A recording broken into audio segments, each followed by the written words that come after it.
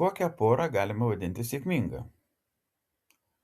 Laiminga pora niekada nesiginčija, tiesa? Netiesa.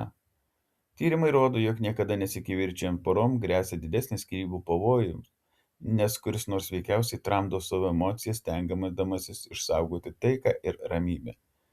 Sėkmingos poros kivirčijasi, tačiau svarbu įsidėmėti, kaip jos tai daro. Partneriai kovoja sąžiningai, akcentuodami ne asmeninės kito savybės, o jo elgesį. Palyginkite. Man nepatinka, kad tu nuolat mailgai televizoriaus pultelį.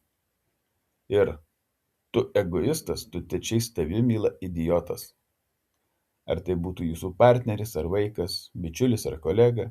Jei norite ką nors su juo išsiaiškinkite, kalbėkite apie jo elgesį, o neužsipulkite asmeniškai. Išmokite rūpintis artimaisiais. Vieninteliai normalūs žmonės yra tie, kurių jūs gerai nepažįstate. Alfredas Adleris.